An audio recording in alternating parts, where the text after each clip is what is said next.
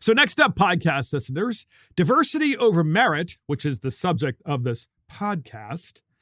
And it's an interesting subject that so many people don't understand what has been happening in the public school systems and in the school boards across the country.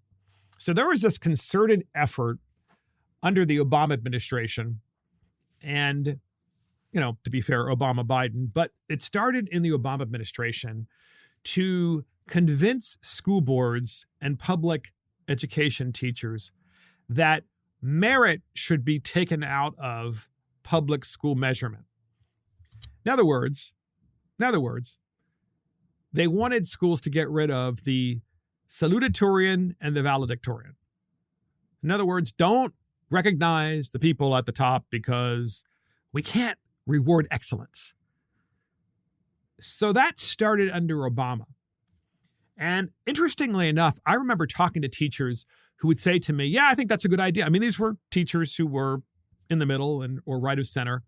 And many of them, I didn't know what their political affiliation was anyway, and it didn't really matter because it was just it was a discussion about education. And I asked the teachers, what do you think about getting rid of the valedictorian and the salutatorian? Some of the teachers were like, I think it's the dumbest thing I've ever seen because we're already having issues with parents who want their kid to always be in the AP classes, the advanced classes, but they're not necessarily ready and so forth. And we want parents to understand that education is developmental, number one, and number two, you reward excellence. You don't reward mediocrity. And then other teachers would say to me, oh, I think it's great to get rid of that. It's just the best thing ever because I'm so tired of dealing with parents who think their kid's the smartest kid in the world and so forth, et cetera. It's just an interesting conversation. I always had a problem with it myself over a decade ago because, that is to say, of getting rid of the salutatorian and the valedictorian because of the fact that it seemed to me as though it was the beginning of a process to get rid of excellence in public schools. And sure enough, ladies and gentlemen, that is exactly what has happened, and it has accelerated. I had a hard time, to be honest with you, 10 years ago, fully articulating what I thought was going on, but I knew it didn't feel right. Like, why would we... Look, I remember the valedictorian in my school. He was wicked smart. And he ended up going to Harvard. All right? And that valedictorian, honestly, I mean, he had no life. I mean, he studied morning, night, and day, 7 days a week. And when he wasn't studying, he played lacrosse. And I'm sure that part of the reason he got into Harvard was because of lacrosse, because at that time, lacrosse wasn't like the big sport that it is today. It was very like at the beginning stages. But nonetheless, he sacrificed enormously to get to that point. And I'm thinking to myself, yeah, there's always that little bit of jealousy when you're in high school. Oh, yeah, well, he's so smart because he studied all the time. But guess what? How dare he? How dare you? How dare you? But you know what? He deserved it. At the end of the day, you're like, yeah, okay, well, the guy's really smart. He also put in the work. It's very clear that he's number one in the class. He deserves to be number one in the class. Give it to him and recognize him for making those sacrifices. Same thing with the salutatorian. And then fast forward, we have this situation where you actually have some, emphasis on some teachers, who are like, I'm just tired of dealing with the parents because they're all arguing over whose kid is the smartest. And the thing is some of our grading is subjective and blah, blah, blah. It's like, well, then don't make grading subjective, right? I mean, since when is grading subjective? Okay, fine. English papers, maybe in some cases, creative writing. But come on, that's an important part of education, but it's a very small component of the overall educational process. It's usually pretty obvious who the smartest guy or girl is in the 12th grade. Just like it's very obvious who the smartest guy and or girl is in 8th grade or in 5th grade or in 1st grade. It's very, very clear to everybody they ought to be recognized. Why not? So here we are, fast forward to today after the Obama administration started this process. and began to hijack school boards by getting rid of and eliminating merit through the valedictorian and the salutatorian. And it is even permeated to colleges, where there's a college that won't place students who are studying to be teachers at any public school that prohibits the teaching of critical race theory. So think about this. Your kid goes to college to become a teacher. What a great profession to be a teacher. It is. It is a wonderful profession. Sometimes, and many times, it's thankless. So your kid goes off to college, and then the college is like, well, we're not going to place you in any public school system unless they teach critical race theory. And in other words, we want to get rid of merit. We don't want you to go to a school where you measure people by merit. Instead, we want you to measure them by the way they look. Oh, that's okay, Johnny. You misspelled virtually every word in your essay, but because you're black, I'm giving you an A. Not popular to say that, is it? But effectively, critical race theory teaches that there is no way that people can be educated in an equal way unless you engage in racism in the public school environment. And that's just the beginning of it.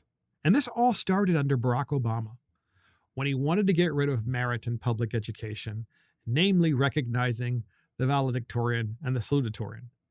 So California State University Fullerton will not be placing new student teachers at Placentia Yorba Linda Unified School District in Sacramento, California, because they believe, the university believes, that is, California University at Fullerton believes, that the school district cannot best train, education students, that is to say, students who are trying to become teachers, in social justice tenets of CRT and gender theories.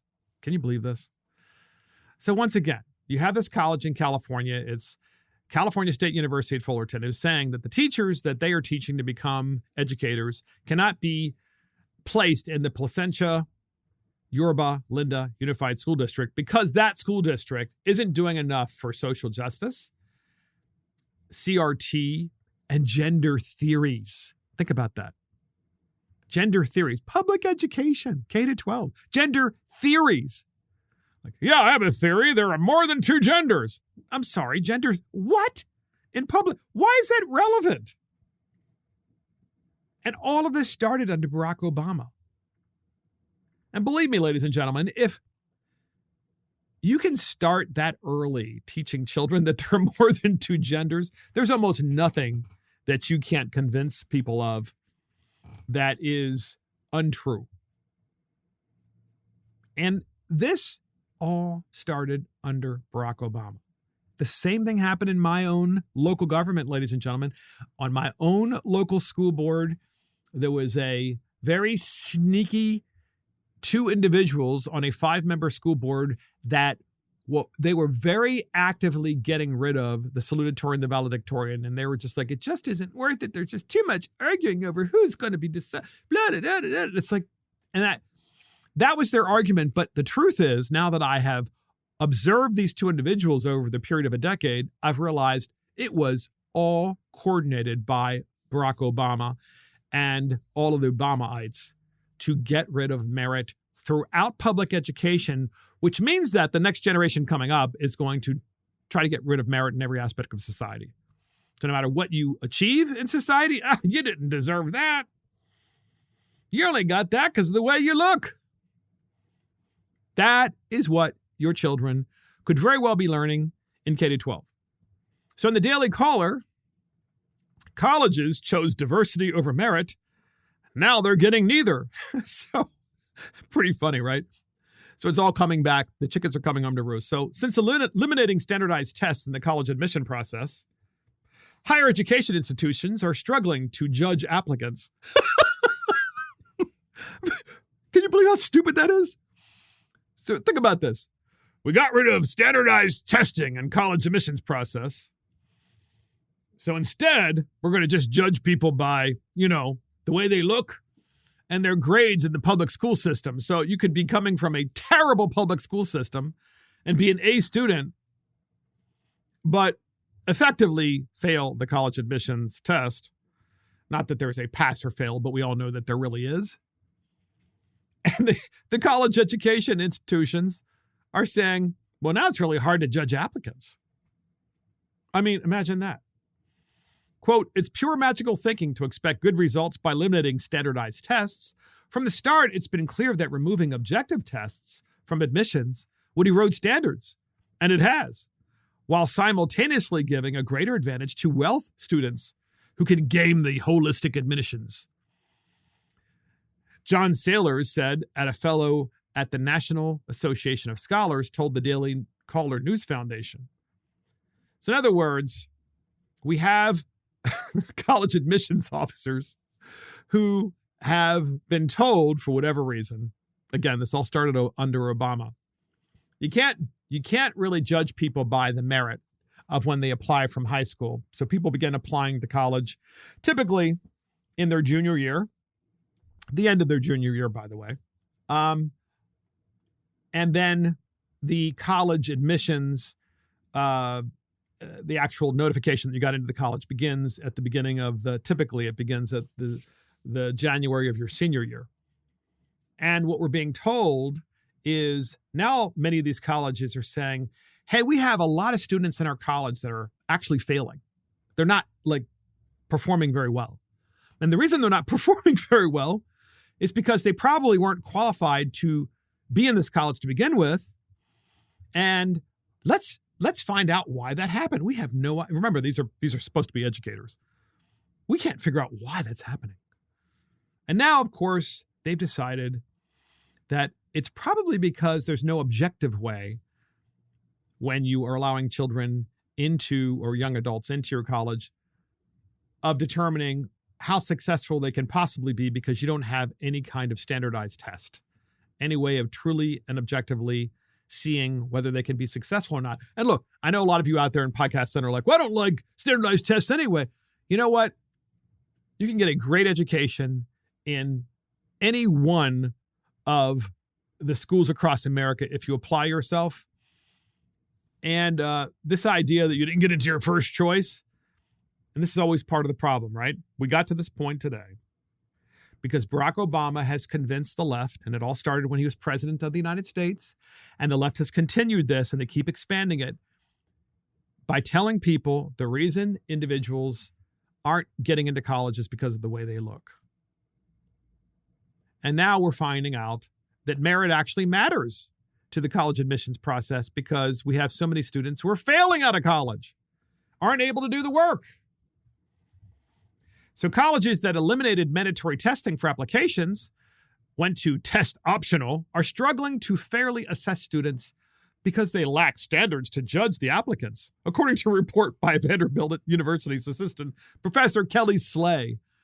While test optional admissions have increased applications, a lack of academic standards has created a chaotic and stressful process for leading to bias that was intended to be ignored. Exactly.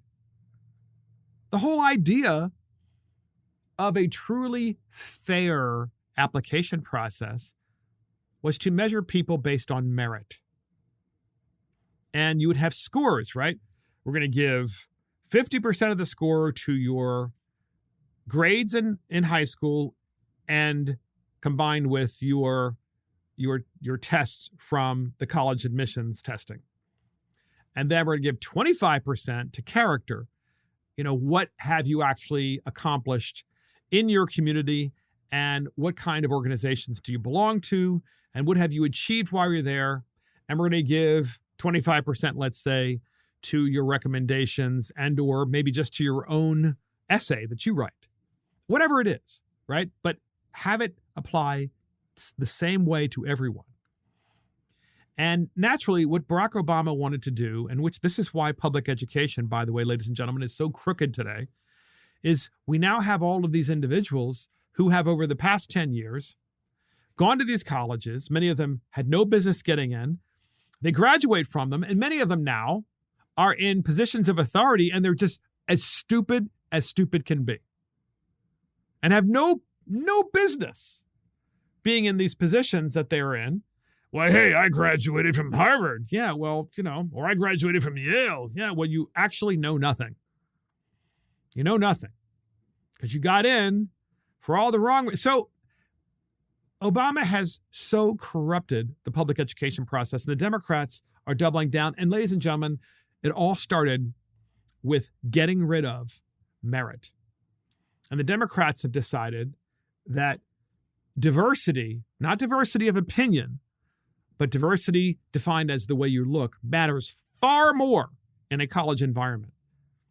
And so we now have in colleges great diversity, at least by the way people look, but we have no diversity of thought. And then we have no knowledge of how anyone actually got into the college because so many people drop out because there was no standard way of measuring everybody equally. And the Democrats call, by the way, diversity over merit, they call that equity rather than equal opportunity. Just incredible.